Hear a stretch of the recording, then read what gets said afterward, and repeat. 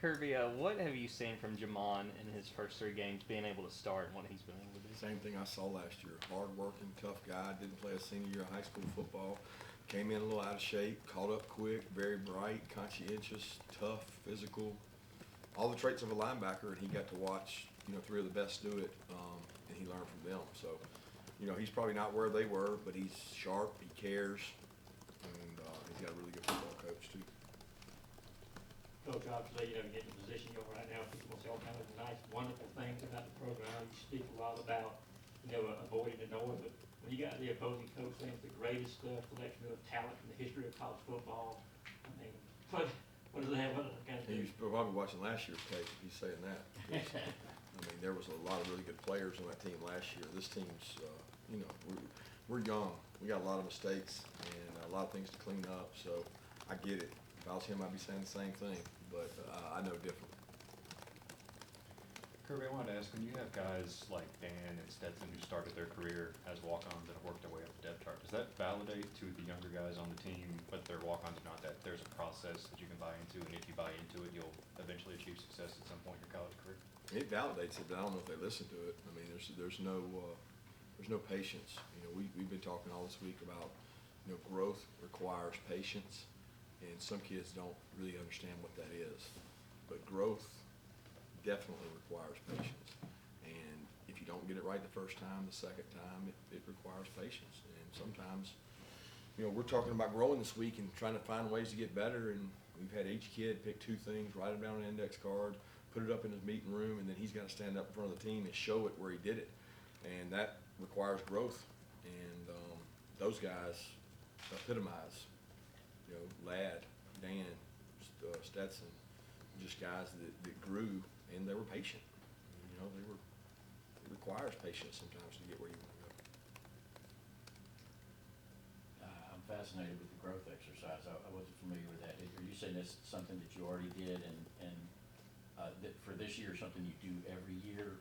We just change it up sometimes. It's something we're doing this week, but we've done it before. But we got different exercises where they post them, put them in their meeting room. It's on the door like a kindergarten teacher. And you look at it and you decorate your door, and you see it every day you go in, and then you got to stand up in front of the team and show the video of where you actually did what you said you were going to do. And, I was just going to ask you about it. We get Zion and Dan today, so what are your overarching thoughts when you talk about those two guys? Max effort guys. They epitomize what the culture of this program is. You're tough, you're physical, you listen, you try hard, you're selfless. They are all those things. And that includes some talent. They got talent. They wouldn't be here, they wouldn't be able to play, but talent's not the overriding factor with those two guys. Caring about the program is, and they set the tone. They were out there today in 90-something degree heat, and I remember going over to both of them and getting our touches in, bumping up, and saying, "Hey, we got to go to work." And they drive that part. Not just them, but so many others like them create a good bond among the guys to work hard. Sean Lewis isn't the first coach to overly praise the program that you've built, the roster that you've built, and seems very over the top in the manner in which he said it. What are coaches trying to accomplish, you think, when they come in and say those sort of things about your roster? So when they upset us, they beat somebody good. That's what they're doing. They believe they got a shot to come in here and beat us, and you want to build the opponent up. Just same way I respect his program. When you turn on a team's tape and you watch special teams, you find out within 5 minutes what kind of team they are. They are some of the leaders in MAC in almost every special teams category. They have a great offensive system that utilizes a really talented quarterback. They have good skill players, and they have a unique defense that's hard to prepare for. So, I got the utmost respect for what they've done. They've played probably one of the hardest schedules in the country. So you talked a bit about how you emphasize growth from your players. Can you talk a bit about the areas where you've seen growth from Logan, Jackson, and some of those, and the team as a whole to start the season and going into your next game against? Yeah, I don't even know where to begin with Zizzy Logue. He's been a guy that he sat behind the studs we had last year forever, and I was laughing today because we had Bear and Christian going down against the one offense and getting just drilled, and I was telling Bear and Christian, you got to do it to get better. And Z-Load was sitting there. I was like, ask Z-Load. He spent 3 years down there.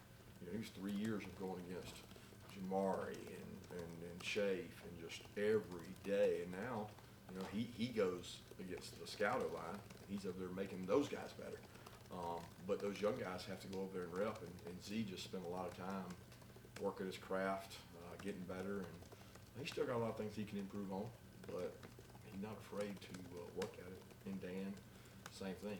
Dan was an unknown that really worked his way to the point where he's a contributor, he's intelligent, he's reliable.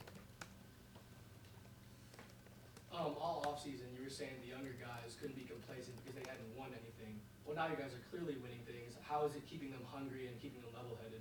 Well, the tape does that. I mean, there's success to you guys in statistics. There's not necessarily success for us. And you watch a tape and you cut a guy free. You watch a tape and a guy didn't do his job. He didn't strike the right guy. We gave up a gap. I mean, again, guys, there's no perfect defense or perfect offense that we've played. We know that the winner will ask what we did in the fall. And what we're doing now is preparation for what is to come. And that includes getting better every day, regardless of who our opponent is. We're not out there just getting ready for Kent State.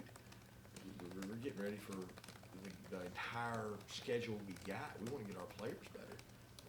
We're trying to get guys better for the first game next year, because we got some guys that may not play this year. So we're in the development business, and we do that really hard. We're not caught up in statistics or where we are right now, because it really doesn't matter. They may get it outside from you guys and read it, but they're not hearing about it over here. Kirby, do you think the defense is as good as the stats indicate, or they've been maybe helped by the offense field position-wise this year? I don't know that. I think that the lead, the scoring on offense has made other offenses play us differently. And, we haven't been in one of those kind of games yet where it's, when you get into a 2-score, 3-score lead, sometimes it puts a lot of pressure on the other side of the ball on the offense. It allows you to play looser at times on defense too. But, our guys go against that offense every day. So it definitely prepares us better to go against good people.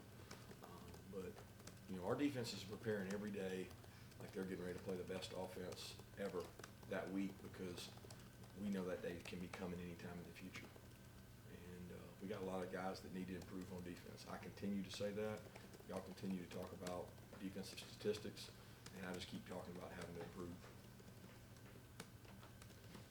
Kirby, when you think back to recruiting Malachi Starks, what were some things from him, I guess, character and personality-wise, that made you think, one, he'd be a good fit for the program, and two, maybe a guy that could contribute as early as he has? Oh, he's a great kid. He has a wonderful family, very disciplined parents. He was raised in a great family home. You knew right away he has respect. When he walks in to talk to you, he looks you in the eye, yes sir, no sir, does what he's supposed to do.